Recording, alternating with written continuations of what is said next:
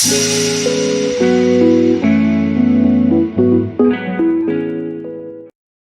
안녕하세요. 민법 별리서스쿨 민법 강사 류호건이라고 합니다. 우리 민법 중급 강의 이제 오늘부터 시작이죠, 그죠? 그래서 민법 중급 강의 1회차 강의 시작하겠습니다. 자, 오늘부터 이제 할 건데 일단 이제 중급 강의는 일단 기본 강의 정도는 이제 완강을 하신 수강생들을 대상으로 합니다. 그죠? 그래서 기본적으로 민법 전반에 대해서 한 번씩 본 수험생들을 대상으로 하고, 그래서 일단 노트 1쪽에 뭐 기본 강의 할 때도 그려드렸던 것 같은데, 이제 우리가 중급 강의 할 때 좀 생각해 봐야 될 것들 조금 얘기해 드리고 갈게요. 그죠? 21년 시험이고, 20년 시험이고, 19년 시험이고, 18년 시험이고, 17년 시험이고, 이렇게 있잖아요. 그죠? 그러면, 이제 요 부분은 21년에는 한번 나왔는데 이전에 나온 적이 없고, 그죠? 이 부분은 17년에 한번 나왔다가 또 여전히 안 나오고 있고, 그죠? 이런 부분들이, 그죠? 그런데, 이제 중요한 부분은 어디? 매년 나온다, 그죠? 매년 나온다. 우리는 이제 어디에 공부를 집중을 해야 되냐, 그죠? 당연히 이쪽에 집중을 해야 되겠죠, 이쪽에. 그래서, 그 밑에 보시면, 갑이라는 수험생은, 자, 그래도 제가 기본 강의 이제 해드리면 건드려는 드립니다, 그죠? 거의 대부분의 이제 부분들 건드려 드리고, 그래서 여러분들이 한 요 정도 이제 그냥 지금 줄 좀 가 있는 상태죠, 그죠? 그런데 이제, 을이라는 수험생이 이렇게 있고, 그래서 기본 강의 때 이렇게 봤다, 그죠?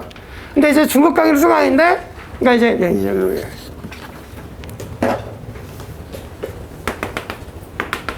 그냥 중급 강의를 수강하고, 이렇게 이제 한 거보다 좀 넓게 해야겠다 그러고 중급 강의의 목표를 이렇게 좀 넓게 잡았다, 그죠?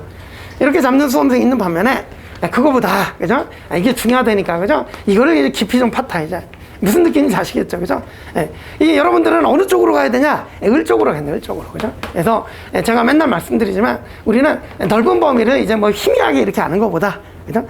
확실하게 중요한 부분을 정확하게 이제 쫙 깊이 완전히 자기 걸로 만들어두는, 그죠? 언제 어느 시험 문제 형태로 나오더라도 확실하게 확신을 가지고 맞출 수 있는, 그죠? 이렇게 이제 이런 게 중요하다, 그죠? 그래서 중급 강의의 목표도 기본 강의 때 수강한 기본적인 내용을 더 확실하게 하는, 그죠? 이게 먼저 기본이고, 그죠? 물론 이제 기본 강의 봤던 것보다 조금 어려운 판례들도 좀 건드리고 할 텐데, 그러니까 이제 이런 부분들은 그러니까 문제집을 통해서나, 그죠? 이렇게 이제 가끔씩 봐두는 정도로 충분하다. 그래서 쉽게 해서 강약 조절. 중요한 부분은 열심히 파가지고 완전히 자기 걸로 만들고, 그죠? 좀 별로 안 중요한 부분들은 지문이나 이렇게 좀 교과서를 한 번씩 그냥 슬슬 읽어보는 정도, 방어적으로, 그죠? 방어적으로, 그죠? 이 정도면 충분하겠다, 그죠? 일단 이렇게 이제 설명드리겠습니다, 그죠? 자, 그러고 이제 그 강의 계획서는 여러분 읽어보시고, 그 다음에 제가 이제 또 중급 강의 때 이제 또 가장 처음에 드리고 싶은 말씀은 뭐냐면, 제가 이제 항상 말씀드리지만, 제가 이제 조문집도 여러분 다 이제 기본 강의 때부터 나눠드렸지만, 조문이 딱 박혀 있어야 돼요. 뿌리를 깊게 내려가지고 조문이 딱 박혀 있어야 돼요. 그래서 저 중급 강의도 이제 강의를 어떤 식으로 진행할 거냐면, 일단 조문부터 이제 읽어드리고, 그죠? 조문부터 정확하게 좀 해석도 해드리고, 그죠? 그 다음에 이제 기본 판례 여기다 이렇게 쌓아나가고, 그죠? 이렇게. 그 다음에 나중에 지역적인 판례나, 그죠? 응용 판례나 이런 거 이렇게 위에 생기는데, 항상 중요한 건 조문하고 기본 판례 이게 중요하다 그랬죠, 그죠? 그래서 나중에 지금 올해도 최신 판례 쌓이고 있는데, 최신 판례들이 이렇게 나온단 말이죠, 그죠? 얘네들이 이 기본이 안 잡혀 있으면 잘 안 달라붙어요. 근데 기본이 이렇게 딱 돼 있고, 이렇게 딱 돼 있으면 최신 판례 이런 게 나오잖아요? 그러면 자기가 제 주소 찾아가가지고 딱딱 달라붙습니다. 그죠? 그 정도가 돼야 나중에 시험장 가고 최신 판례 나와도 맞출 수 있어요. 그죠? 그러니까 이제 결국 최신 판례를 잘 맞출 때 최신 판례만 열심히 보면 되냐? 그게 아니에요. 기본을 탄탄하게 일단 만들어 놔야, 그래야 최신 판례도 잘 맞춘단 말이에요. 이해가시죠? 그죠? 그래서 우리 최신 판례 보려면 아직 한참 남았으니까, 그죠? 우리는 또 중급 강의를 통해서 조문을, 제일 중요한 말이 이거예요. 조문을 먼저 기초를 쌓고, 그 위에 기본 판례 쌓고, 그 위에 응용 판례, 지역적 판례 쌓고, 이런 식으로 이제 생각을 해주시고, 공부 방식도 이런 식으로 해주시면 돼요. 이해가시죠? 그죠?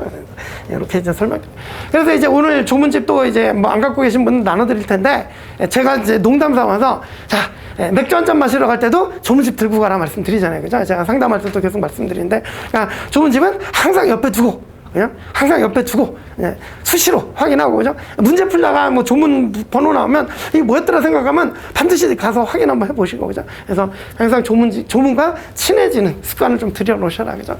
이게 나중에 매우 도움이 될 거다. 되셨죠, 그죠? 네, 이 정도 말씀드리고 이제 바로 진도 나가겠습니다. 우리 중급이니까, 그죠? 되셨다.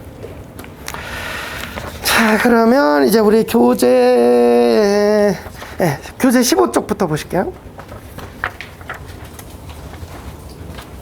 그리고 노트는 기본적으로 필기를 좀 해야 되는 상황 같으면 제가 이게 필기 노트 작성해서 미리 드리니까 우리 제 강의 처음 들으시는 분들 필기에 너무 신경 쓰실 필요 없어요. 그죠? 여기 필기 노트 이렇게 나갑니다. 그죠? 그렇게 이제 생각해 주시고. 자, 그럼 15쪽부터 가보시죠. 자, 오랜만이죠. 이제 민법 총칙 제1장 민법 일반. 그죠? 민법의 의. 자, 민법의 의의는 1번 형식적 의미의 민법과 2번 실질적 의미의 민법 이렇게 크게 나눌 수 있습니다. 그래서 아시다시피 형식적 의미의 민법은 국회가 제정한 거. 그러니까 제가 나눠드린 조문집 있잖아요. 물론 우리 가족법은 빠져 있지만, 그래서 나눠드린 민법 조문집 있잖아요. 그 민법전. 그게 바로 형식적 의미의 민법입니다. 그래서 민법전이란 1958년 제정해서 60년 1월 2일부터 시행되고 있는 현행 민법을 말한다. 그래서 굵은 밑줄 형식적 의미의 민법, 결국 국회가 제정한 민법을 말한다. 여기 이제 형식적 의미의 민법이다. 자, 그런데 이제 2번 실질적 의미의 민법 이렇게 나오고, 그러면 실질적 의미의 민법은 뭐냐? 그러면 양가 1번 보시면 그냥 한마디로 표현할 수 있어요. 실질적 의미의 민법은 일반 사법입니다. 그죠? 이게 어디서 나온 거냐? 그러니까 일반법하고 특별법이 있고 사법하고 공법이 있는데, 일반법 특별법 중에 민법은 일반법이고, 공법 사법 중에 사법이고, 그죠? 그걸 합치면 이제 일반사법 이렇게 되는 거예요. 그죠? 그래서 이제 밑에 보시면 일단 민법은 사법입니다. 그래서 그러니까 사법이고, 사람, 장소, 사항 등에 관계없이 특별한 제한 없이 일반적으로 적용되는 사법으로서 일반사법이다. 이렇게 얘기를 합니다. 그죠?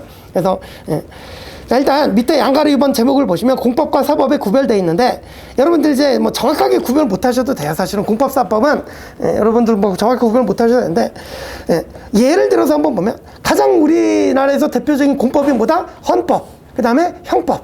그죠? 헌법은 나라를 구성하고, 이제 기본권 규정하고, 그죠? 그래서 헌법을 보면 뭐 규정 내용이 뭐 우리나라는 뭐 정부, 그러니까 정부 뭐 국회 뭐 법원 이렇게 사법기관 이렇게 구성된다 뭐 이런 얘기들 하고 있단 말이에요. 그죠? 그러니까 결국은 공법이고, 형법도 국가기관이 주체가 돼가지고 이 잘못한 사람에게 형벌을 주는, 그죠? 그런 법이기 때문에 이제 그런 걸 이제 공법이라고 그러죠. 그죠?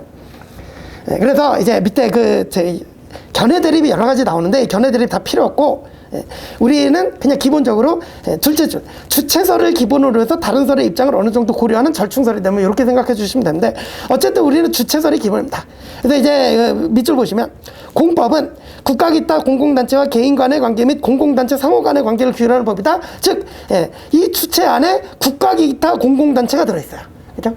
그래서 이 주체가 한쪽이, 그러니까 쌍방 모두든 한쪽이든 국가 기타 공공단체가 주체로 들어있으면 그건 공법이에요. 그죠? 그러면 국가 기타 공공단체가 주체가 아니다, 오로지 개인끼리 얘기다, 그러면 이제 사법이 되는 거예요. 자, 그럼 우리가 이제 민법을 배운다고 할 때 무슨 법이라고? 우리 사법이라고. 그죠? 그래서 우리는 기본적으로 이제 개인 간의 관계, 그러니까 맨 밑에 사법, 사인 상호 간의 관계를 규율하는 법이다. 이게 이제 민법이다. 그죠? 그래서 민법은 일단 사법이다. 그래서 원칙적으로 수평관계에 있다, 서로 간에. 그죠? 그 중에서도, 그리고 이 양가 1번으로 다시 올라가 보시면 일반법하고 특별법이 있다 그랬는데, 이제 특별법은 뭐냐면 예컨대 상법 같은 경우는 상인에게만 적용됩니다.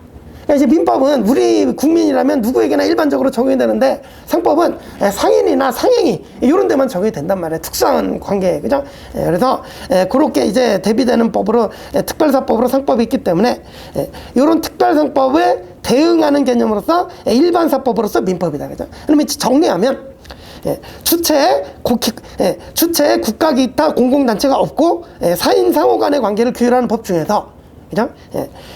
상인이나 상행에만 규율을 하는 특별사법이 아니라 우리 국민이라면 누구에게나 적용되는 그러한 사법, 그죠? 그게 이제 일반사법이 되겠죠. 그죠? 그게 바로 이제 우리 민법의 실질적 의미의 민법이다 이겁니다. 되셨죠? 그죠? 됐다.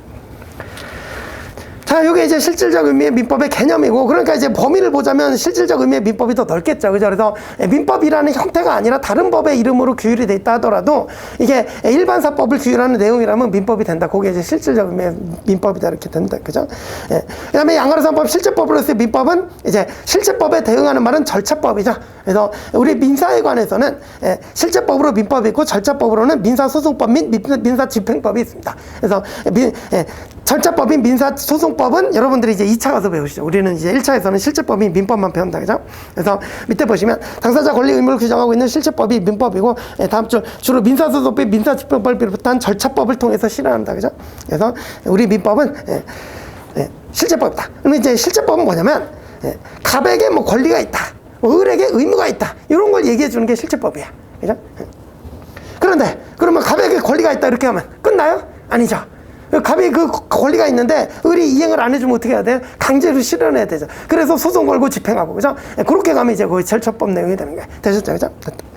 그다음 양가로 4번 행위규범 및 재판규범인데, 읽어보시면 사인간의 법적 행위를 지도하는 행위규범입니다. 우리는 민법을 따라서 이제 행위를 해야 됩니다. 그죠? 이런 걸 이제 행위규범이다. 이렇게. 그 다음에 법관은 뭐에 따라 재판해야 돼요? 우리 민사에 관한 얘기면 민법에 따라 재판을 해야 되죠. 그죠? 그래서 재판관의 재판의 기준으로서 재판규범입니다. 그죠? 그래서 행위규범 및 재판규범 성질을 다 갖고 있다. 되셨죠? 그죠? 시험엔 잘 안 나오는 기본적인 내용들입니다. 그죠? 넘어가시고. 다만 이제 여기서 필요하죠. 그래서 이제 로마자 이번 민법의 법원을 보시면, 요거 이제 조문 한번 읽어봅시다. 민법 1조 보시면, 민법 1조 보시고 이제 노트도 펴시고. 그래서 노트 1쪽에 조금 전에 말씀드린 민법의 의의를 제가 이제 뭐 이렇게 노트로 표시를 해봤고요. 그죠? 그 다음 이제 내려가서 로마자 이번 민법의 법원 이제 노트 보시면서 조문을 보시면, 제1조 법원, 민사에 관해서 법률의 규정이 없으면 관습법에 의하고 관습법이 없으면 조리해야 한다. 자, 그러면 이 민법 1조가 얘기해 주는 게 두 가지죠. 일단 법원의 종류는 세 가지다. 법률, 관습법, 조리다. 그죠? 적용 순서는 그대로죠. 법률이 없으면 관습법에 하고 없으면 조리해야 한다고 그랬으니까 적용 순서도 법률, 관습법, 조리의 순서로 이렇게 적용이 된다. 그죠? 이게 이제 민법이 1조가 얘기하고 있는 바입니다. 자, 그리고 기본 강의 때 다 들으셨겠지만 민법 1조에서 법률이라 함은 오로지 국회가 제정한 형식적 의미의 법률만을 의미하는 게 아니라 실질적 의미의 법률이 다 포함이 된다 그랬죠. 그죠? 그거 이제 밑에 노트에도 써놨듯이 185조의 법률, 이제는 바로 말씀드렸죠. 185조 물권법정주의입니다. 그죠? 그래서 물권법정주의에 나오는 185조의 법률은 오로지 형식적 의미의 법률만을 말한다. 기억나시죠? 그죠? 그래서 민법 1조의 법률은 실질적 의미의 법률을 다 포함하고, 185조 물권법정주의에서 법률은 오로지 형식적 의미의 법률, 국회 제정한 법률만을 말한다. 되셨죠? 자, 그럼 이제 교재로 다시 돌아오시면, 자, 16쪽 맨 위에 1번 의, 양가로 1번 법원. 재판관이 재판할 때 재판이 기준이 되는 것을 말한다. 그러니까 법원이라는 게 우리 뭐 고등법원, 지방법원, 그리고 뭐 서초동에 있는 법원, 뭐 광주에 있는 법원, 이런 법원을 얘기하는 게 아님을 잘 아시죠? 그죠? 그런 법원을 의미하는 게 아니라 법의 연원, 법의 근원, 이런 의미입니다. 한자가. 그죠? 우리 법원을 제일 쉽게 이해하는 거는 뭘 생각하시면 되냐면, 법관, 즉 재판관이 재판할 때 뭐부터 찾아보냐, 요거 보시면, 요걸 이해하시면 그게 법원의 정확한 개념이 돼요. 그죠? 그러니까 근데 민사에 관해서 사건이 들어오면 재판관, 판사님은 뭐부터 찾아봐요? 일단 민법부터 찾아보잖아. 그죠? 이해가시죠? 그죠? 그런 걸 법원이라고 하는 거예요. 그래서 법원은 재판관이 재판할 때 재판이 기준되는 것을 말한다. 그래서 다음 줄 실질적 민법의 존재 형식, 즉 민사에 관한 적용 법규를 말한다. 그래서 이미 실질적이라고 나오죠. 그래서 양가로 2번 가시죠. 제1조의 법률은, 즉 민법의 법원으로서의 법률은 실질적 의미의 법률로서 법률, 명령, 규칙 등을 포함한다. 그래서 하지만 형식적 의미의 법률은 오로지 국회가 제정한 법률만을 의미하는데, 손가락 표시에 185조의 법률은 이제 형식적 의미의 법률로서 1조의 법률과 의미가 다르다. 이거 아까 다 말씀드렸고, 그죠? 그래서 1조의 법률은 다 포함하는 개념이다. 자, 그래서 이제 2번 내려가 보시면 제1조의 법률 돼 있고 괄호 안에 실질적 의미 법률 돼 있죠. 그래서 자, 판사님이 뭐부터 찾아보냐? 일단 국회가 제정한 형식적 의미의 민법부터 먼저 찾아볼 거잖아요. 그죠? 그래서 양가로 1번 법률, 형식적 의미의 민법이다. 그래서 민법전은 물론 민법전 이외의 법률 중에서도 민사에 관련만 되면 민법의 법원이 될 수 있어요. 그러니까 법관이 민법전을 뒤적여 봤는데 관련되는 조문이 없어요. 근데 다른 법에 있는 거야. 그러면 그 다른 법도 당연히 적용해 줘야 될 거 아니야. 그죠? 그러니까 다른 법도 당연히, 이게 민법의 법원이 될 수 있다. 그런 얘기예요. 그죠? 그래서 예컨대 공법 중에 농지법 등은 그 안에, 뭐 민사에 관한 규정이 적용되는 게 있어요. 그죠? 그러면 이렇게 포함이 된단 말이에요. 그죠? 되셨고. 자, 그 다음에 양가로 2번 명령규칙. 자, 이번엔 판사님이 민법뿐만 아니라 다른 법까지도 다 찾아봤는데 국회가 제정한 법률 중에는 해당하는 게 없다. 그럼 뭐까지 찾아봐야 돼? 대통령이나 정부 또는 법원이 제정한, 그죠? 명령 규칙 등도 찾아봐야죠. 그죠? 그게 규율이 돼 있을 수도 있잖아요. 그죠? 그래서 그거 찾아보고 만약에 있으면 그거 적용을 해야 됩니다. 그죠? 그러니까 당연히 요 민법 1조, 법원의 민법 1조에서의 법률이라 함은 이런 것까지 다 포함하는 개념이어야 된다고. 그죠? 그래서 이제 국회가 제정한 법률 이외에도 대통령이나 행정각부 장관의 명령 규칙, 지방자치단체의 조례 이런 것도 다 법원이 됩니다. 그죠? 그다음에 대통령의 긴급명령 이런 것도 이제 법률과 같은 효력이 있기 때문에 당연히 법원이 된다. 그래서 1조의 법률은 실질적 의미의 민법으로서 범위가 이렇게 매우 넓다. 아까 말씀드렸듯이 185조 물권법정 중에서 법률은 오로지 위 양가로 1번의 형식적 의미의 민법 그것만 말하고 양가로 2번, 3번은 안 들어간다. 그죠? 되셨죠? 그래서 양가로 3번 조약인데 이건 뭐 지엽적으로 알아두시면 되죠. 첫째 조. 헌법에 의해서 체결 공포된 조약과 일반적으로 승인된 국제법규는 그러니까 우리나라 법만 법이 아니잖아요. 국제법도 법이잖아요. 그죠? 그러니까 이제 조문이 있으면 판사님도 이거 찾아봐야 됩니다. 그죠? 그래서 이것도 이제 법원이 된다. 그죠?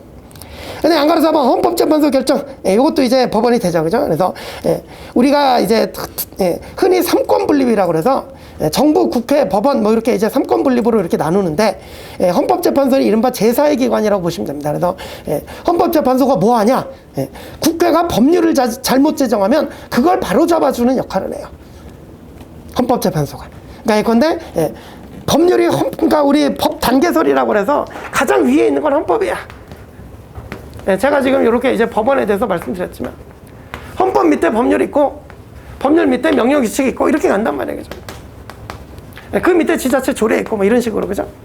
그러면 얘가 이거 위반하면 돼요? 안 돼요? 안 되잖아. 그죠? 얘가 이거 위반하면 돼요? 안 돼요? 안 되잖아. 그죠? 그래서 얘네들이 얘를 위반하냐 얘네들이 얘를 위반하냐 여기까지는 법원이 판단합니다. 그죠? 그런데 자, 이제 법률을 이제 국회가 제정하는 법률이 헌법에 위반되는지를 법원이 판단할 수 있다고 그러면 법원이 국회 위에 올라가 버려요. 이해가시죠? 정부하고 국회하고 법원은 상권 분립해서 같은 위치에 있어야 되는데, 그죠? 이 법률이 헌법에 위반된다, 법률이 잘못됐다를 법원에게 판단 권한을 줘버리면, 그러면 법원이 우리나라의 가장 최상위 기관이 돼버린다고, 그죠? 그러면 안 되니까 제4의 기관인, 그죠? 그래서 이 법률이 헌법에 위반되는지 여부는 이제 헌법재판소가 이제 헌법재판소라는 제4의 기관을 두어서 따로 판단을 시킨다, 판단권을 따로 준단 말이에요, 그죠? 그러니까 이제 헌법재판소가 하는 일이 뭐다? 법률이 헌법에 위반돼서 법률이 잘못되면 이걸 고쳐주는 역할이다, 그죠? 자, 그러면 우리 민법에도 그런 게 있었는데 밑에 예를 보시면 그 둘째 줄 보시면 이거 다 아시죠? 민법 764조에 보면 명예회복의 적당한 처분이라는 조문이 있어요. 그죠? 그러면 명예회복의 적당한 처분이라는 표현이 있는데 이 안에 사죄 광고가 옛날에는 포함이 됐었어요. 그래서 막 사죄 광고도 법원이 막 명하고 그랬었어요. 근데 우리 헌법재판소가 보니까 야, 사죄 광고는 이거는 헌법상 기본권이 양심의 자유에 반한다 그러면서 이건 위헌이다 이렇게 결정을 해줬어요. 그러면 제가 이제 뭐 기본 강의 때 설명 드렸는데 이제 명예회복의 적당한 처분.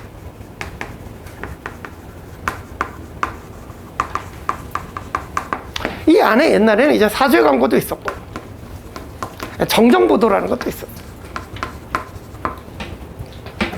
정정보도는 말 그대로 그러니까 이 신문 광고가 갑이 뭐 나쁜 짓 했다 이렇게 그죠? 기사가 실린 거예요. 갑이 나쁜 짓 했다 이렇게 기사가 실려버렸어요. 그죠? 이때 자 정정보도는 뭐냐면 이 나쁜 짓을 하는 사람이 알고 봤더니 갑이 아니라 을이더라 이렇게 해주는 건 정정보도예요. 그죠? 그리고 사죄 광고는 뭐냐면 내가 정말 미안하다. 그죠? 내가 이 갑을 너를 나쁜 짓 하고 기사를 써가지고 너의 명예를 훼손했으니까 내가 정말 미안하다. 이렇게 하는 게 사죄 광고예요. 그죠? 그런데 실제로 이 신문 기사를 작성한 신문사는 이 사람이 나쁜 짓을 했다는 거를 확신을 가지고 있어요. 그죠? 근데 법원에서 너 사죄해라 이렇게 명하면 이게 뭐예요? 양심의 자유 반하잖아. 양심의 자유라는 게 있습니다. 그죠? 그러니까 이거는 이제 포함이 안 되고 이건 포함이 된단 말이죠. 그러면 자, 옛날에는 이게 둘 다 이렇게 포함이 됐었는데, 그죠? 이거 헌재 결정에서 사제 광고는 이제 하지 마라 그랬으니까, 요 법률의 내용이 이렇게 바뀐 거잖아요. 이해가시죠? 그죠? 그래서 이전에는 우리 민법의 법률의 내용이 명예회복에 적당한 처분에 둘 다 들어갔었는데, 이제는 얘는 안 되고 얘만 되니까, 쉽게 얘기해서 법률의 내용이 뭐 때문에? 헌법재판소의 결정 때문에 바뀌었죠. 그죠? 그죠? 이해가시죠? 그죠? 그러니까 헌법재판소의 결정도 법원이 된다 그런 뜻입니다. 그죠? 이 결정 때문에 법률의 내용이 바뀔 수 있기 때문에 법원이 된다. 그죠? 그래서 첫째죠. 법률에 대한 헌법재판소 위헌 결정은 법원 기타 국가기관 및 지방자치단체를 기속함으로 그 결정이 민사에 관한 것이면 민법의 법원이 된단 말이에요. 되셨죠? 그죠? 그래서 요건 이제 알아두셔야죠. 민법 764조 명예회복에 적당한 처분을 사제 광고로 의미로 해석하는 데서 위헌이다. 그죠? 사제 광고는 안 됩니다. 그죠? 그래서 이제 사제 광고는 안 되고 정정보도만 가능합니다. 그죠? 되셨고. 자, 그 다음에 이것도 이제 기억나시죠? 임대차에서 임대차 존속기간이 최장 존속기간 20년이 있었는데 이것도 위헌 결정으로 없어져 버렸습니다. 그래서 존속기간 20년으로 제한한 민법 1조 1항에 대해서 계약의 자유를 침해한다는 이유로 위헌 결정이 됐습니다. 그래서 지금은 임대차에서 최장 존속기간이 있다 없다? 없다. 이거 중요한 거예요. 그죠? 되셨죠? 자, 그래서 이렇게 법률. 그래서 1조의 법원에서 법률관습법조리인데 법률에 대해서 봤습니다. 그래서 1조의 법률은 실질적 의미의 법률이기 때문에 명령, 규칙 이런 거 다 포함하고 조약도 포함하고 헌재 결정도 포함이 된다. 자, 그 다음에 넘어서 3번 관습법. 자, 양거 1번 관습법의 성립 요건. 이제 한번 다 암기하고 계시죠? 관행 플러스 법적 확신입니다. 그래서 꺽쇠 1번 보시면. 관습법이란 사회에 거듭된 관행으로 생성된 사회생활 규범이 법적 확신과 인식에 의해서 법적 규범으로 승인 강행되게 이런 것을 말한다. 그래서 관행 플러스 법적 확신 요것만 있으면 일단 그 관습법이 성립이 되죠. 그죠? 그리고 다음 줄. 관습법은 법원으로서, 그러니까 관습법 법원이죠. 그러니까 조문도 말하고 있고 판례도 말하고 있습니다. 법원이라고. 그죠? 그래서 법령이 저촉되지 않으나 법칙으로서 효력이 있다. 그죠? 그리고 다음 줄. 세 번째 요건. 자, 관행 플러스 법적 확신이 있는데 세 번째 요건. 헌법을 최상위 규범으로 하는 전체 법질서에 반하지 않아야 됩니다. 그죠? 반하지 않는 것으로서 정당성과 합리성이 인정될 수 있는 것이어야 된다. 그죠? 그러면 이제 유효한 관습법이 되죠. 그래서 꺽쇠 2번 보시면 이전에는 관습법으로 승인되어 있었다 하더라도 이제 밑줄. 사회 구성원들이 그러한 관행의 법적 구성력에 대해서 더 이상 확신을 갖지 않게 되었다거나 다음 줄. 그러한 관습법을 정해야 될 시점에 있어서 전체 법조세에 부합하지 않게 되었다면 그러한 관습법은 이제는 법적 효력이 법적 규범으로서 효력이 부정될 수밖에 없다. 그죠? 그래서 대표적인 사례가 꺽쇠 3번에 종중의 구성원 자격을 성년 남자만으로 제한하는 종류의 관습법이 있었는데 이제는 더 이상 법적 효력을 가질 수 없게 되었다. 그죠? 자, 그래서 이제 세 번째 요건까지. 그죠? 그래서 노트 보시면 노트 이쪽 보시면 관습법의 성립 요건 1번 관행, 2번 법적 확신, 그 다음에 3번 헌법을 최상위 규범하는 전체 법질서에 반하지 않을 거. 여기 이제 관습법 요건이다. 그죠? 되셨고요. 자, 그 다음 내려가서 이제 안가로 2번 관습법의 효력을 가보시면 우리 효력에는 학설 대립 있죠. 기억번에 부충적 효력설하고 니은번에 변경적 효력설인데 변경적 효력설은 뭐 다른 말로 대등적 효력설이라고도 해요. 그죠? 그럼 이제 학설 이름에서부터 이제 나오죠. 그래서 관습법이 과연 성문법과 비교했을 때 효력이 대등하냐 아니면 뭐 부충적이냐 이런 얘기겠죠. 그죠? 근데 결론적으로 아시다시피 부충적 효력설이 판례고 다수설이고, 그죠? 변경적 효력설이 소수설이죠. 그죠? 그래서 보시면 부충적 효력설부터 보시면 자, 조문이 분명히 법률의 규정이 없으면 관습법에 의하고라고 했다. 그죠? 그럼 조문 자체가 부충적으로 규정되는 게 아니야. 그죠? 그래서 민법 1조의 규정을 비춰볼 때 관습법은 성문법의 규정이 없는 경우만 부충적으로 적용된다. 이게 다수설이고 판례다. 그죠? 니은번 변경적 효력서는 민법 1조의 규정에도 불구하고 관습법도 성문법을 변경 내지 개표하는 효력이 있다는 게 아니라 효력이 대등하다라고 보는 거예요. 그죠? 그러면 아래쪽 예컨대 기존의 성문법과 다른 내용 관습법이 성립한 경우에 자, 요거는 이제 좀 연결을 시켜놓어야 돼. 변경적 효력설의 근거는 신법 우선의 원칙입니다. 그래서 민줄. 신법은 국법에 우선한다는 원칙에 따라 관습법이 성문법에 우선한다는 것이다. 그죠? 그래서 보시면 자, 이제 성문법이 국법이었고요. 그 다음에 신법으로 요것과 배치되는 내용의 관습법이 생긴 거야. 그러면 우리 부충적 효력설에 따르면 아무리 이게 새로 나온 배치되는 내용이 새로 나온 법이라 하더라도 부충적 효력설에 따르면 관습법은 성문법에 부충적일 수밖에 없기 때문에 이때 부충적 효력설에 따르면 뭐가 적용돼요? 일단 성문법이 적용되는 거죠. 이게 우선한단 말이에요. 하지만 대등적 효력설 또는 변경적 효력설에 따르면 뭐야? 예. 아무리 관습법이라도 얘가 새로 나온 신법이니까 얘가 우선한다 이렇게 되는 거예요. 결론이. 이해가 쉬워요. 그죠? 예. 근데 이제 우리 판례는 예. 대등적 효력설, 변경적 효력설이 아니라 예. 보충적 효력설이다. 그래서 성문법은 관습법이 보다 우위에 있다. 뭐 이렇게 생각하시면 되겠죠. 그죠? 그래서 어쨌든 변경적 효력설의 근거는 뭐다? 예. 신법 우선의 원칙입니다. 관습법이 신법이다 이거예요. 그죠? 되셨죠? 근데 예, 보충적 효력설은 예, 그럼에도 불구하고 예, 성문법이 더 앞선다 이런 얘기죠. 그래서 밑에 빨리 보충적 효력설을 보시면 자 가정의례 준칙 13조의 규정 이건 이제 뭐 명문으로 규정이 되어 있으니까 성문법에 속하겠죠. 그죠?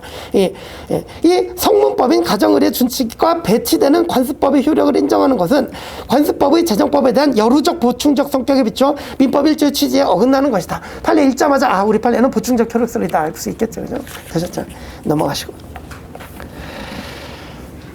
자, 넘어가서 이제 18쪽에 반거래번 소급표라는 표현이 나오는데, 요거는 이제 노트 2쪽에 보시면,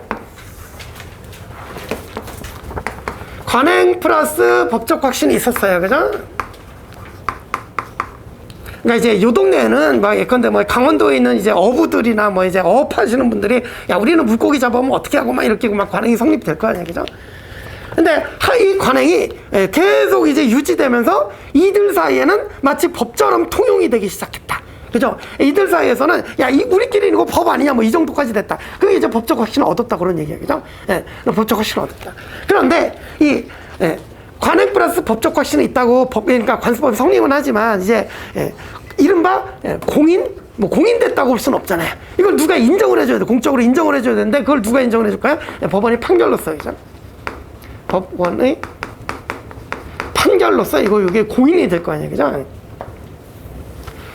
자, 이럴 때 관습법의 효력이 언제부터 발생하느냐를 생각해 보시면 법원의 판결에 의해서 야 여기 요 동네에서는 이런 관습법이 있다라는 판결이 나온 때부터 비록 효력이 발생할 것이냐, 그죠?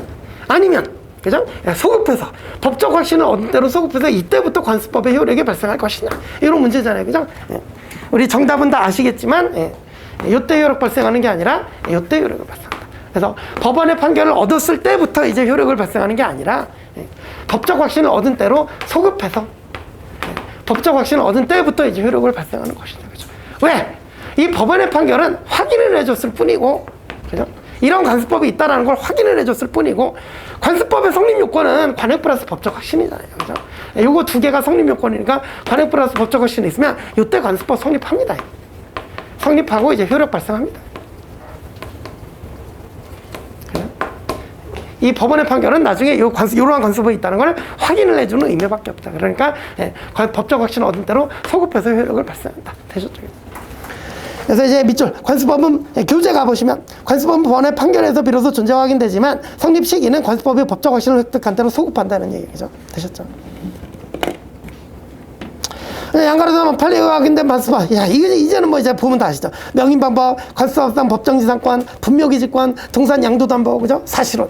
사실혼은 뭐 가족법상 개념이긴 하지만 이것도 이제 관습법에서 인정된다. 그죠? 자, 되셨고 이제 양가로 4번.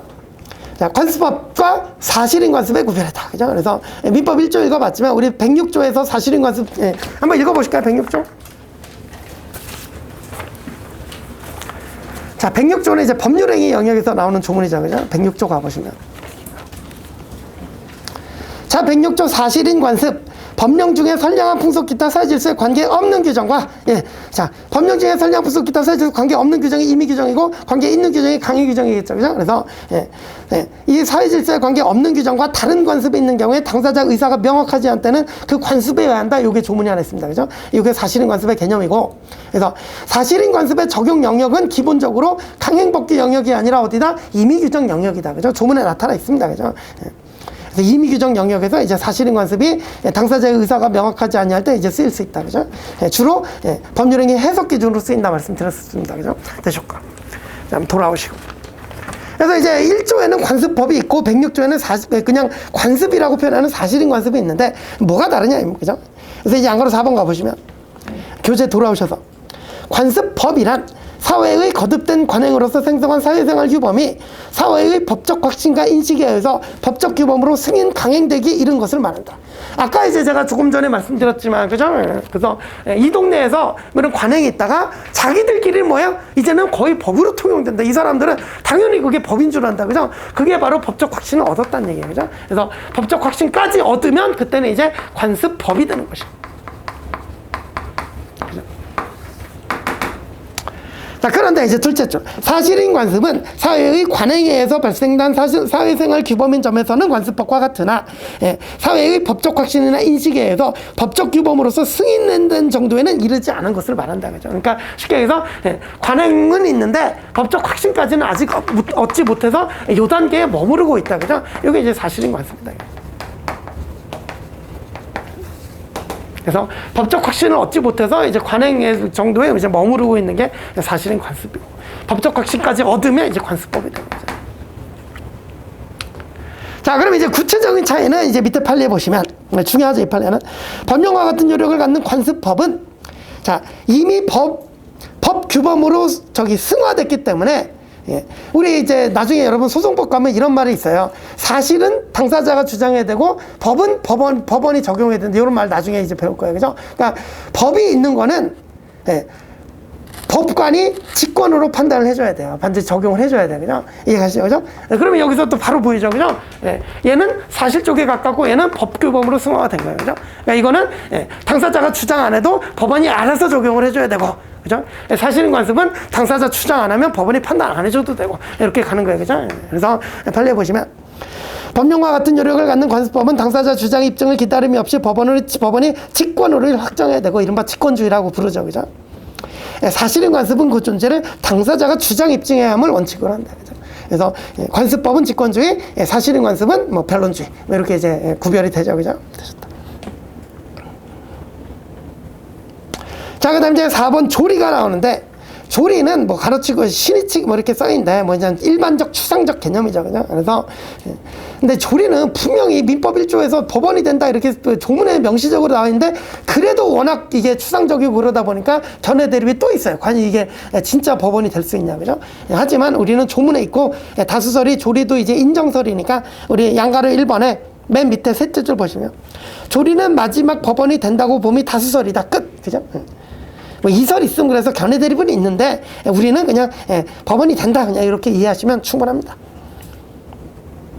자, 그래서 판례도 보시면 밑줄, 종중원의 후손은 성별의 구별 없이 성년이 되면 당연히 구성원이 된다고 보는 것이 조리에 합당하다, 이렇게 조리라는 표현을 써요. 그죠? 그러니까 이제 판례도 조리의 법원성을 인정하는구나, 뭐 이렇게 생각을 해주시면 됩니다. 그죠? 그래서 조리의 법원성 인정된다. 그죠? 견해 대립은 있지만. 그래서 결국 우리 민법상 법원은 법률, 관습법, 조리까지 되셨죠.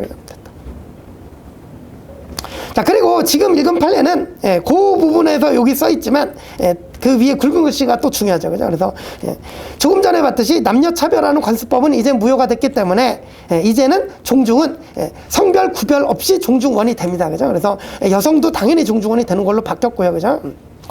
다만 종중원이 되려면 성년은 돼야 돼. 그래서 이제 그 표현은 그냥 이제 입으로 붙여주세요. 그래서 성별 구별 없이 성년이 되면 당연히 종중의 구성원이 된다. 그죠? 성별 구별 없이 성년이 되면 당연히 종중의 구성원이 된다. 되셨고. 자, 5번. 판례의 법원성은, 자, 맨 밑에 법원성 부정설이 통설적 견해다. 그것만 봐주시면 돼요. 그죠? 우리 왜? 상권분립이잖아. 상권분립. 그죠? 그래서 상권분립에 따르면 법은 누가 만들어야 돼요? 국회가 만들어야지. 근데 판례의 법원성을 인정해버리면 법원도 입법기관처럼 돼버립니다. 법원이 법을 만들 수 있다는 그런 결과가 돼버려요. 그럼 돼요? 안 돼요? 안 되죠. 그래서 법원성 부정설이 통설적 견해예요. 그죠? 자, 그러면 이제 아까 저건 뭐랑 비교해야 돼? 조금 앞쪽, 그러니까 16쪽에, 자, 헌법재판소 결정은 법원이 된다 그랬잖아. 그죠? 그런데 지금 보는 법원이 만든 판례의 법원성 인정돼야 안 돼요? 안 된단 말이에요. 그죠? 요거는 이제 뭐 이렇게 그냥 간단하게 비교해 주시면 되겠죠. 그죠? 그래서 헌재 결정은 법원성이 인정이 되는데 법원의 판례는 법원성 부정설이다. 그죠? 되셨죠?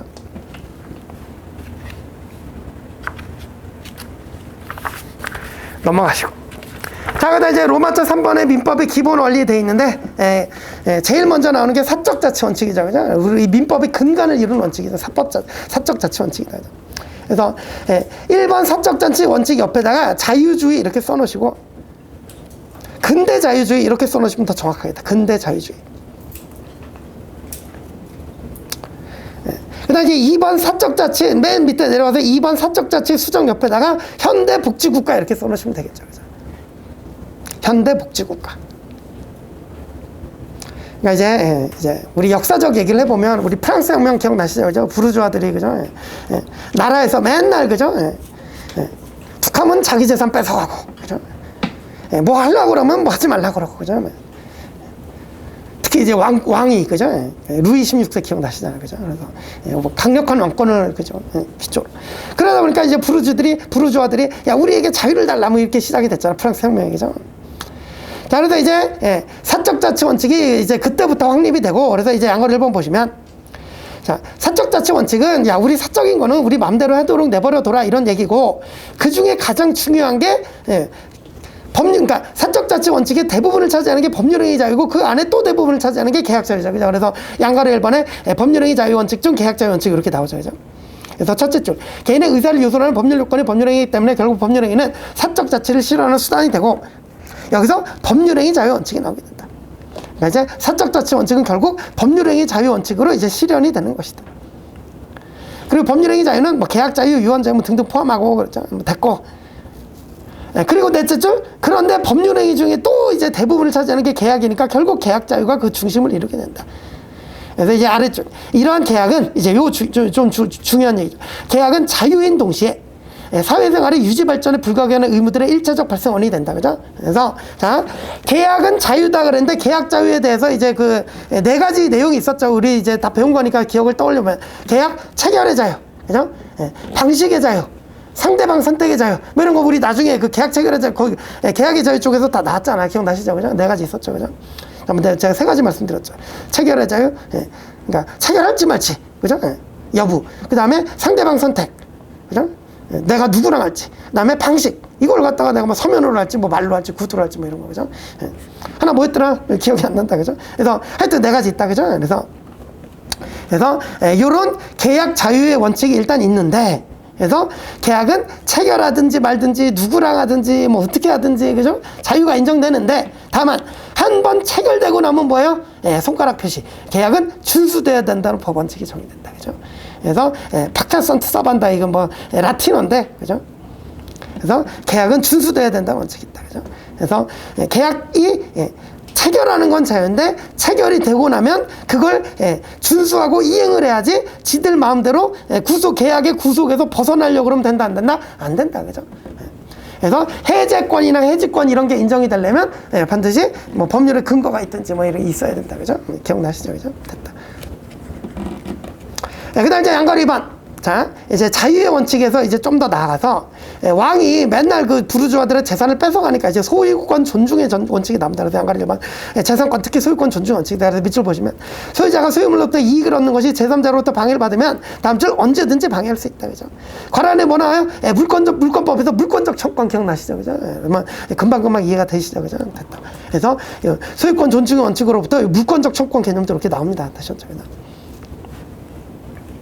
그 다음에 양가로 3번 과실책임 원칙. 조문 390조, 750조 돼 있죠. 390조가 채무불이행 근거 조문이고 750조가 불법행위 근거 조문이고. 그래서 우리 채무불이행 책임과 불법행위 책임이 성립하려면 기본적으로 규칙 사유가 필요하다. 그죠? 그래서 아래 밑줄 민법은 어떤 사람에게 그가 의혹하지 아니할 의무 기타 불이익한 법적 효과를 부담시키려면 그에게 규칙 사유가 있을 것을 원칙적으로 요구한다. 그죠? 그러니까 이제 근데 그 왕권주의 국가에서 왕이 그죠 아무런 과실도 없는데 맨날 재산 뺏어가고 뭐 손해배상해라 막 그러고 그러니까 그죠 그래서 과실 책임 원칙이 또 확립이 됐다. 그죠. 자 그래서 사적자치 원칙 내용은 세 가지죠. 계약자의 원칙, 재산권 존중의 원칙, 소유권 존중의 원칙, 과실 책임 원칙 이 세 가지. 그죠. 자 그런데 이제 이번 내려가서 이제 사적자치 수정이 되죠. 의 보시면 이제 현대 복지국가로 넘어오니까 이거를 당사자들의 자유로만 맡겨놓으니까 뭐예요? 힘의 균형에 따라 그죠? 그래서 힘센 자는 맨날 자기 유리하게 계약 체결하고 힘없는 자는 맨날 손해보고 앉았고 그죠? 그래서 첫째죠 인간의 평등한 생활을 실질적으로 확보하기 위해서 이런 원칙들을 제한하기 시작합니다. 그죠? 그래서 이제 1번 경제적 강제의 계약 자유를 어느 정도 제한한다거나 그죠? 뭐 103조 위반 막 이런 거 하잖아. 그죠? 그래서 뭐 이자 제한법이나 뭐 이런 거 하고, 그죠? 2번. 공급이 한정적인 토지에 대해서 소유권 행사를 공법적으로 제한한다거나, 뭐 우리 기억나시죠? 토지거래 허가제 막 이런 거, 그죠? 3번. 과실책임에 대한 수정으로 특수한 영역에서 무과실책임을 인정한다. 그죠? 그래서 무과실책임, 이런, 그죠? 이렇게 사적 자치를 제한하기도 한다. 그죠? 그 다음에 특히, 민법 2조의 신의칙과 관련된 권리남용 원칙, 실효 원칙, 금반원 원칙, 사정변경의 원칙 등, 이런 것도 다 뭐다? 사적 자치 원칙을 수정하는 면이 있다. 그죠?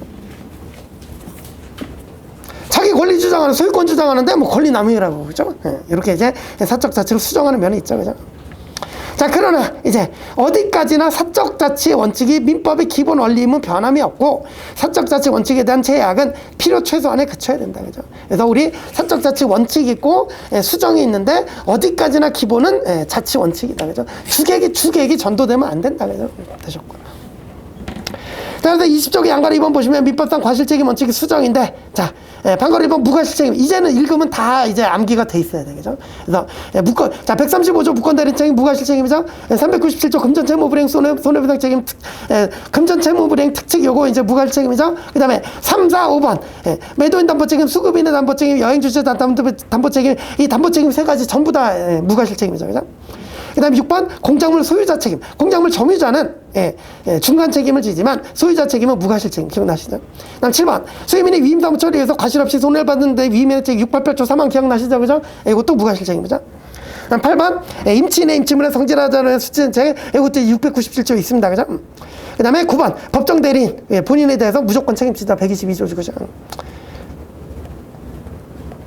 중간 책임 보시면 중간 책임은 이제 기억나시죠? 그죠? 그래서 본문에는 무과실 책임으로 규정되어 있으나 단서에 면책 규정을 두어가지고 입증 책임에 전환 효과를 주는 게 이른바 중간 책임이죠. 그죠? 그래서 보면 755조 책임문일자 감독자 책임, 756조 피용자에 대한 사용자 책임, 758조 공작물 수목 설치 보존의 하자에 대한 점유자의 책임. 그래서 자, 758조는 여기 이제 나뉘어져 있죠? 그래서 점유자는 1차로 중간 책임지고 소유자는 2차로 무과실 책임지니까 위에 반가로 1번에 6번 보시면 요거 공작물의 소유자 책임 이렇게 있잖아요. 그죠? 그래서 758조는 나뉘어져 있다. 점유자는 중간 책임, 소유자는 무과실 책임 이렇게 나뉘어져 있다. 758조는. 그죠? 연결시켜 놓으세요. 그래서 반가로 1번에 6번하고 반가로 2번에 동그라미 3번하고 요 연결시켜 놓으시면 되겠죠. 그 다음 동물 점유자 보관자 책임 이것도 무과실 책임이었거든요. 되셨죠? 그죠? 중간 책임이었거든요. 되셨죠? 그 다음에 각종 특별법에 근거한 경우인데, 뭐 이제 이거는 뭐 그냥 눈으로만 봐두시면 충분하다. 그죠? 제조물 책임법 정도만 알고 계시면 되겠다. 제조물 책임법 무과실 책임 맞다. 그죠? 되셨고. 자, 그러면 이제 뭐 서로는 이제 이 정도 보고 이제 넘어가서 2장 권리 의무 본격적으로 들어가 보시면 로마자법 법률관계 얘기부터 나오죠. 그래서 호의관계와 구별이다. 그래서 법률관계는 법규범에 의해서 규율되는 생활관계를 말한다. 그래서 법률관계 내용은 구체적인 권리와 의무다. 그러니까 우리 민법에서 배우는 게 항상 다 그거잖아요. 권리, 의무 이런 거 그죠? 그래서 다음 줄 반면에 호의관계는 다음 줄 약속을 어겨도 이행을 청구하다는 데가 손해배상을 청구할 수 없다. 그죠? 다만 단순한 인간관계와는 달리 밑줄 예컨대 처음에 자동차 호의동승할 때는 호의관계였는데 중간에 사고가 생겨서 손해가 발생하면 그때부터는 법률관계가 문제될 수 있죠. 그죠? 그렇죠. 그죠? 그래서 양가로 2번 구별. 호의관계와 법률관계의 구별은 법적 구속의 의사가 있는지 여부다. 그래서 대가관계가 호의관계와 법률관계의 구별이 기준이 되는 것은 아니다. 그래서 유상이라고 무조건 법률행위가 되거나 무상이라고 무조건 호의관계가 되거나 그러진 않는다. 그죠? 그래서 대가관계가 포인트가 아니라 법적 구속의 의사가 있는지 여부다. 그죠?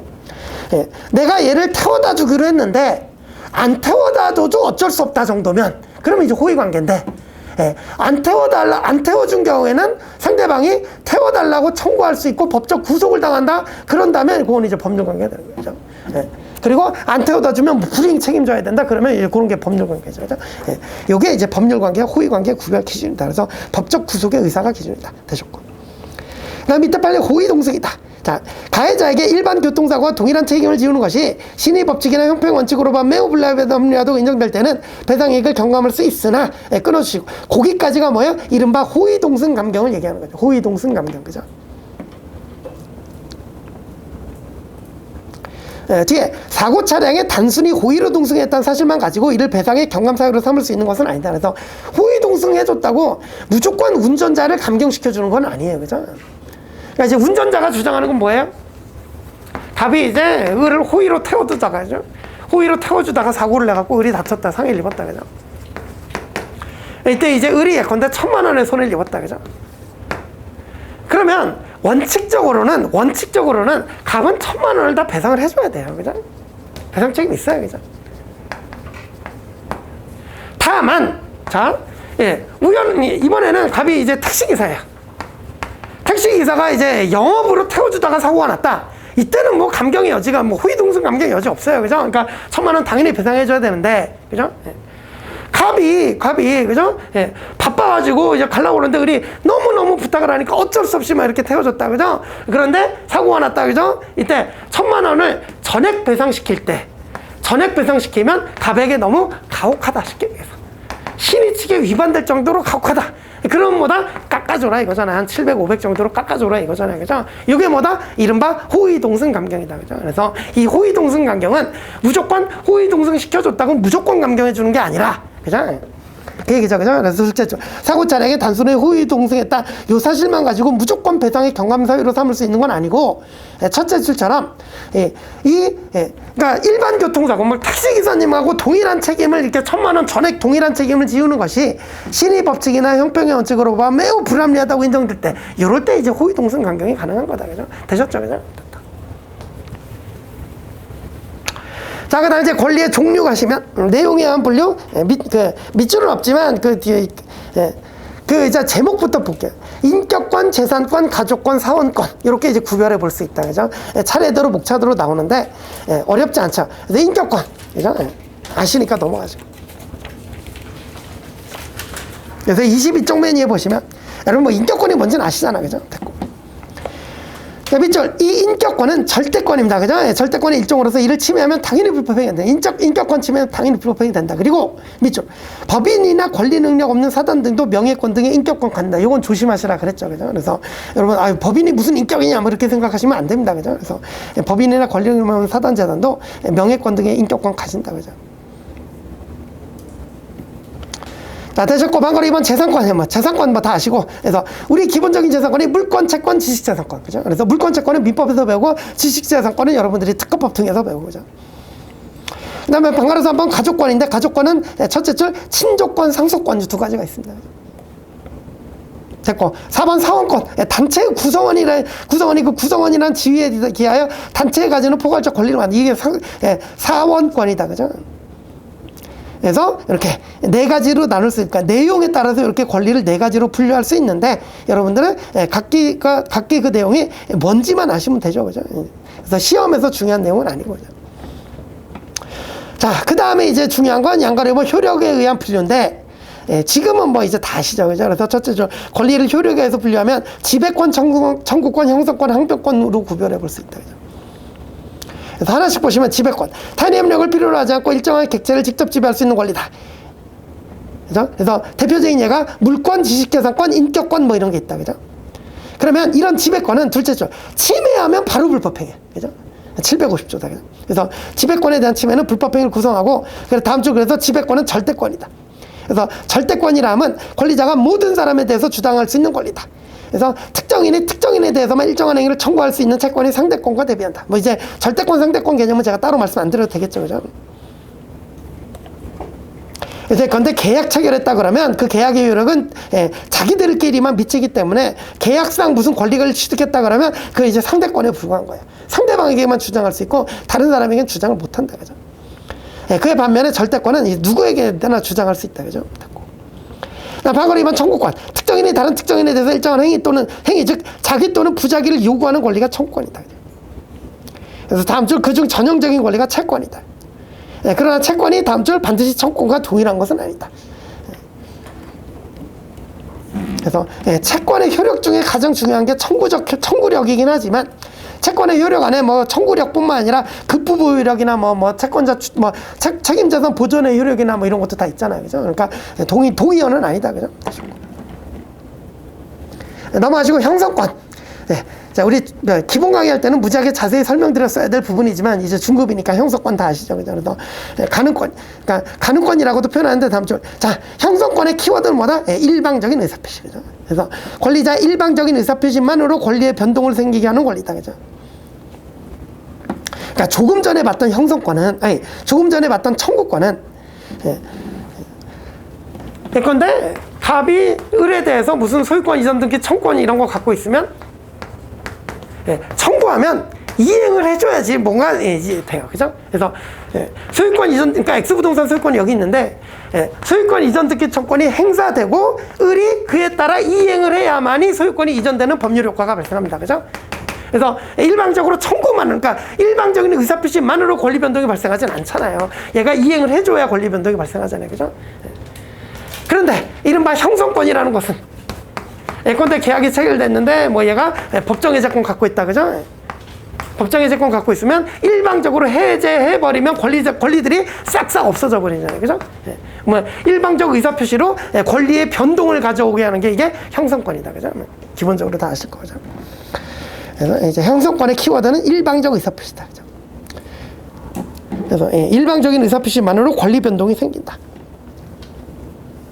자, 이제 밑줄. 이 형성권은 그렇기 때문에 기본적으로 대부분 단독행위, 그러면 아무런 근거 없이 일방적으로 이렇게 권리 변동을 생기게 해줄 수 있게 하면 돼야 안 돼요? 안 되겠죠. 그래서 둘째 줄 형성권은 반드시 상당한 근거가 있어야 합니다. 이 근거가 뭐냐? 당사자의 약정이나 또는 법률 규정이다. 그죠? 우리 대표적으로 이제 해제권 생각해 보세요. 해제권도 당장 법정 해제권하고 약정 해제권이 있었잖아요. 그죠? 그러니까 채무 불이행하면 법정 해제권. 그죠? 무슨 약정 사유 있으면 뭐 예컨대 계약금 지급했다 그러면 약정 해제권. 그죠? 그래서 이렇게 법률이든 약정이든 근거가 있어야 이렇게 일방적으로 행사할 수 있는 해제권이 인정이 된다. 그죠? 그런 취지죠. 그래서 이제 가번, 권리자 의사표시만으로 효과를 발생하는 게 있는데 이에 해당하는 것으로 법률행위 동의권, 취소권, 추인권, 해제해지권, 상기권 등등. 그죠? 나번, 법원의 판결에서 비로소 효과를 발생하는 게 채권자 취소권. 그죠? 그래서 채권자 취소권은 오로지 재판상으로만 행사할 수 있다. 기억나시죠? 그죠? 됐고. 그 다음에 방어로 4번 항변권. 거절권이라도 하는데 청구권 행사에 대해서 작용을 저지할 수 있는 효력을 가지는 권리를 항변권이라고 한다. 그래서 다음 줄 뒤에 연기적 항변권과 셋째 줄 영구적 항변권은 나올 수 있는데, 우리 배웠던 동시 항변권과 보증인의 최고 검색 항변권은 연기적 항변권의 예이고, 상속인의 한정승인 항변권은 이제 영구적 항변권의 예이다. 자, 상속인의 한정승인 항변권은, 그러니까 상속을 받기 싫으면 포기해도 되는데 상속을 포기해버리면 쉽게 얘기해서 손자한테 내려가 버려요. 그죠? 그래서 중간에 끊어줄 필요가 있는데 그게 이제 한정승인 항변권이라는 거죠. 그죠? 그래서 한정승인 하면 어떻게 되냐? 한정승인이 무슨 내용이냐? 나는, 그러니까 아버지가 이제 갑이고 이제 X빌딩 100억짜리 빌딩을 갖고 계신데 채무가 120억이다. 이해가시죠? 그죠? 100억짜리 빌딩을 갖고 계신데 채무가 120억이에요. 그죠? 이럴 때 을이 상속을 포기해버리는 방법도 있는데, 포기해버리면 손자 병한테 내려가요, 이게. 그죠? 그래서 중간에 뭐 해준다? 한정승인 해준다. 한정승인이 무슨 내용이냐? 나는 아버지로부터 상속받는 적극 재산을 한정으로만 이 채무를 변제하겠다. 이게 한정승인인 거야. 그죠? 예컨대 을도 뭐 열심히 벌어가지고 한 20억 정도 개인 재산이 있다. 그죠? 그죠? 이 자기의 고유 재산으로는 이 채무를 책임질 필요는 없단 말이에요. 한정승인을 해두면. 한정승인 해두면 요 갑의 재산을 한도로만 요 채무를 변제하면 끝나는 거예요. 되셨죠? 그죠? 이른바 그게 한정승인 항변권이다. 그죠? 그래서 이 한정승인 항변권은 영구적 항변권. 한 번 해놓으면은 영구적 항변권. 되셨죠? 그죠? 근데 우리 민법, 재산법에 있는 동시 항변권이나 보증인의 최고 검색 항변권은 이거 이제 영기적 항변권에 불과하죠. 되셨다. 자, 그 다음에 3번 권리의 순위와 경합이다. 그래서 요거는 이제 노트 좀 보고 간단하게 정리하시죠. 이거 이제 중국 강의니까 쭉 보시겠습니다.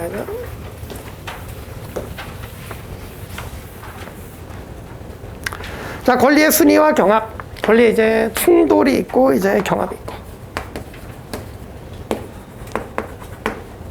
제가 이제 노트에다가 권리의 충돌은 상이한 권리 주체 이렇게 써놨죠. 그죠? 그래서 이제 바로 위에 이제 그 중간에 있는 그림을 보시면 갑이 X부동산을 가지고 있는데 이걸 을에게도 팔고 병에게도 팔았어요. 제1 매매, 제2 매매. 잘 아시는 이중양도 사안입니다. 그죠? 그러면 얘도 갑에 대해서 소유권 이전 등기 청구권 취득한 거죠. 얘도 이제 갑에 대해서 소유권 이전 등기 취득하고. 그럼 얘도 취득하고 얘도 취득하고. 그죠? 하나의 부동산에 대해서, 그죠? 이런 게 바로 권리의 충돌 상황이다. 충돌 상황, 그죠? X안을 놓고 둘이 싸우고 있잖아요, 그죠? 그래서 이런 게 이제 권리 충돌 상황이다, 그죠? 반면에 권리의 경합 상황은 뭐냐? 을이 갑에게 X 부동산에 대해서 소유권에 기한 반환 청구권도 있고, 그 다음에 뭐 예컨대 임대차가 끝났다 그러면 임대차 계약상 발표죠.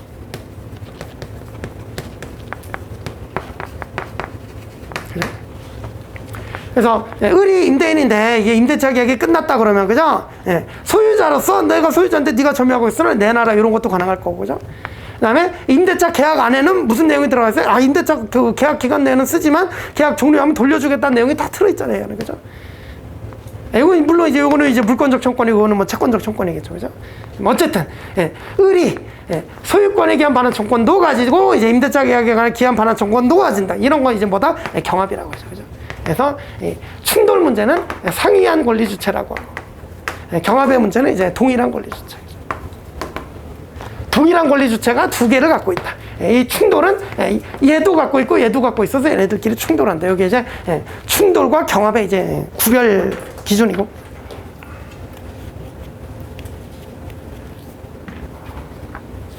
자, 그럼 이제 먼저 충돌의 해결부터 보시면, 충돌의 해결 방법은 일단 물권하고 채권을 나눠야죠, 그죠? 물권끼리 충돌한다 그러면 이제 무슨 원칙? 순위 원칙. 누구 물권이 먼저 성립했냐, 이게 중요하죠, 물권에서는, 그죠? 그죠? 그래서 근데 저당권도 1순위 있고 2순위 있고 3순위 있고 이제 순위가 있잖아요. 그래서 순위 원칙에 따른다, 물권끼리. 다만 이제 이번 소유권하고 제한물권이 붙으면 일단 누가 이게 제한물권이 이기죠, 그죠? 이건 뭐 너무 당연한 게, 갑이라는 소유자가 을에게 돈 빌려고 저당권 설정해주면, 그죠? 당연히 그때는 제한물권이 이길 거 아니야, 그죠?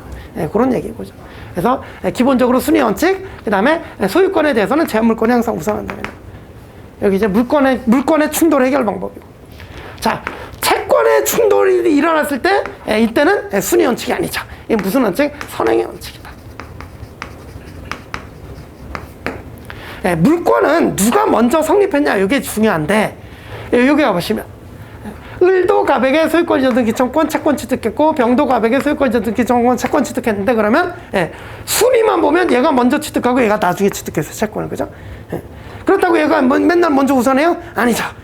이때는 우리 판례가 뭐라고 그래요? 등기 먼저 받은 사람이 우선은, 그죠? 그래서 먼저 선행해가지고, 그래서 병이 먼저 선행해서 등기까지 받았다 그러면 그때는 병이 소유권 취득하죠.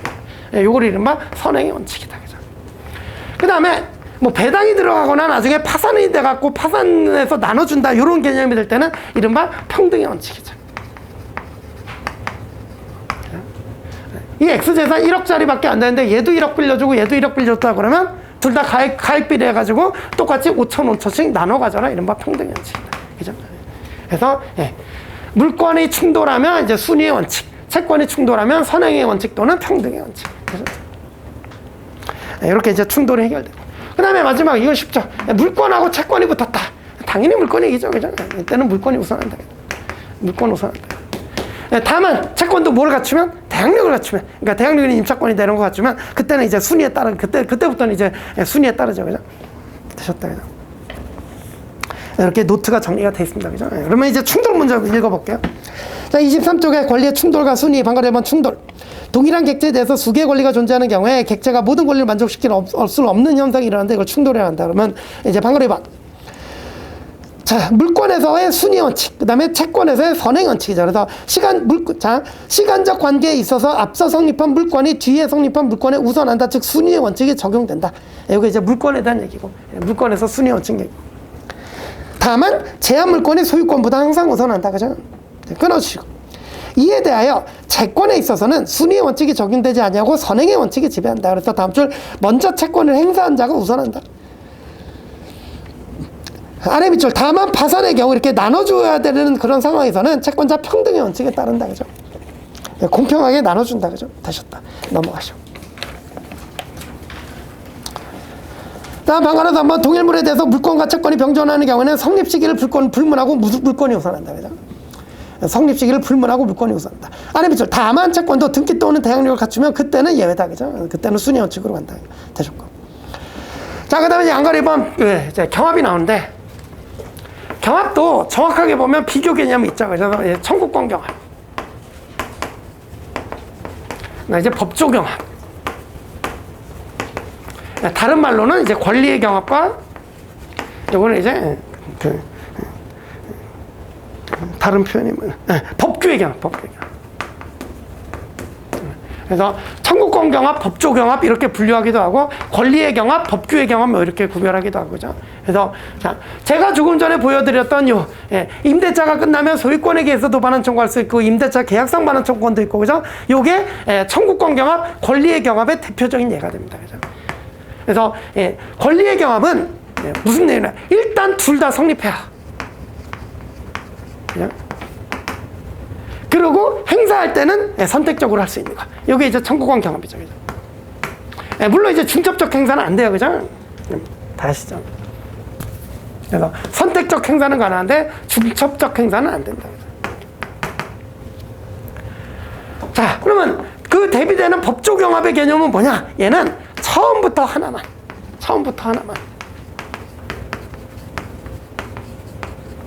이게 이제 법조 경합이죠. 그죠? 제가 이제 노트에는 그려놨는데, 이제 요거 지우고. 자, 갑이 을에게 이제 불법 행위했는데, 이 사람이 공무원이다 그래버리면. 공무원이다 그래버리면. 이제 노트는 그냥 국가. 국가의 일을 하는 공무원이 이렇게 이제 불법 행위를 했다. 그죠? 이럴 때, 이렇게 민법상 750조에 따라서 이제 불법행위가 성립할 수도 있지만 특별법인 국가배상법이 있기 때문에 국배법상 배상조건을 이렇게 취득한단 말이죠. 그죠? 이 경우에도 그죠? 얘도 성립하고 선택할 수 있다. 그러면 이것도 청구권 경합적으로 가겠지만 그죠? 이거는 이제 그러니까 법조 경합은 주로 어디서 일어나냐? 이제 일반법, 특별법 관계에서 적용되죠. 그죠? 그래서 특별법 우선의 원칙이기 때문에 일반법보다는 특별법이 우선 적용된단 말이에요. 그죠? 이럴 때 민법 적용돼요? 안 돼요? 안 됩니다. 아예 민법은 적용이 안 되고 오로지 국가배상법만 적용됩니다. 그럼 결국 갑은 국가에 대해서 국배법상 손해배상 청구권 딱 하나만 취득하는 거예요. 처음부터 하나만. 그죠? 이런 걸 이른바 법조 경합이라고 부릅니다. 그죠? 그래서 형식적으로 두 개가 성립하는 것처럼 보이지만 국배법상 손해배상 청구권하고 민법상 손해배상 청구권하고 두 개가 성립하는 것처럼 보이지만 일반법, 특별법 관계에 있어서 얘는 아예 성립 안 하고 처음부터 얘만 성립한다. 그죠? 이때는 이제 이때는 뭐 선택의 문제 이런 거 안 생기죠. 하나만 발생해요. 이런 걸 이른바 법조 경합, 법규의 경합이라고 한다. 되셨죠? 자, 그러면 이제 가보시면 24쪽에 양가로 1번 권리 경합, 법규 경합, 한가로 1번 권리 경합. 권리 경합은 중요하죠. 청구권 경합. 그래서 보시면 권리 자체는 여러 개가 발생하지만 그중 하나를 행사하면 다른 권리가 배제되는 것을 말한다. 얘가 지금 설명드린 얘가 그대로 나오고, 자, 이제 권리 경합에서는 밑에 판례들 다 중요합니다. 그래서 판례 1번 보시면, 자, 대표적인 권리 경합이 채무라고 불법행위입니다. 그죠? 그래서 채무불이행이 있으면 불법행위가 성립하는 경우도 많아요. 그죠? 그래서 보시면 채무불이행 책임과 불법행위 책임은 각각 요건과 효과를 달리하는 별개의 법률 관계에서 발생하는 것이므로 하나의 행위가 계약상 채무불이행 요건을 충족함과 동시에 불법행위 요건도 충족하는 경우에는 두 개의 손해배상 청구권이 경합하여 발생하고, 이게 청구권 경합이죠. 그죠? 권리자는 이 두 개의 손해배상 청구권 중 어느 것이든 선택하여 행사할 수 있다. 그죠? 다만 동일한 사실관계에서 발생하는 손해배상을 목적하는 경우에도 채무불이행과 이제 불법행위의 원인을 달리하는 별개의 소송물이므로, 그 소송물이라는 표현은 민소법 가서 배우시라 그랬어요. 그죠? 지금 무시하시고.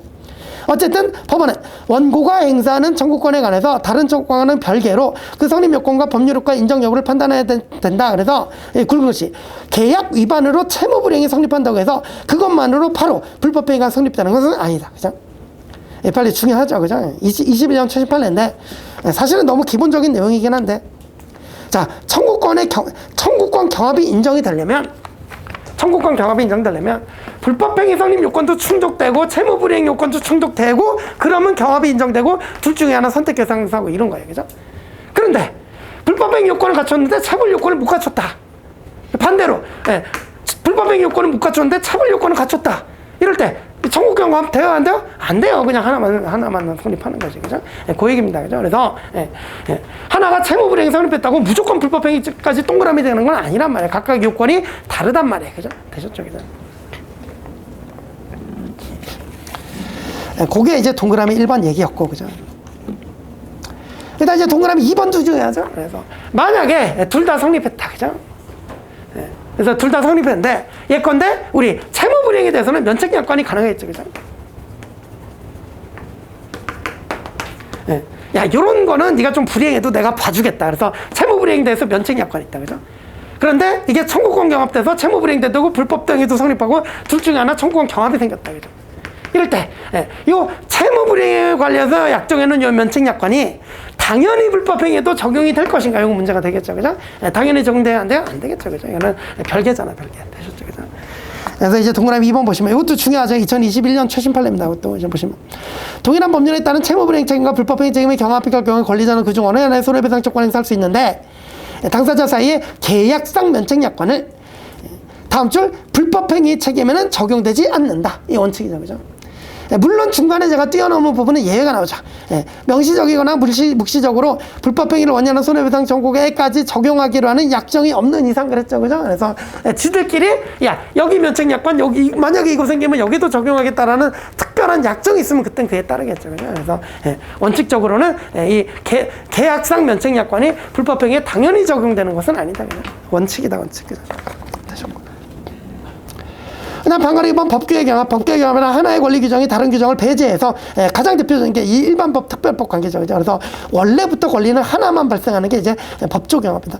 그런데 공무원이 직무에 따른 고의 또는 과실로 위법하게 타인에게 손해를 입하면 국가배상법 규정이 민법 750조 특별법이기 때문에 오로지 국가배상법상 손해배상 청구권만 발생한다. 이거는 법조 경합이라고 한다. 되셨죠, 그죠? 됐다. 자, 그러면 이제 1교시는 여기까지 하고 잠시 쉬시고 신의칙부터 다음 시간에 보시겠습니다.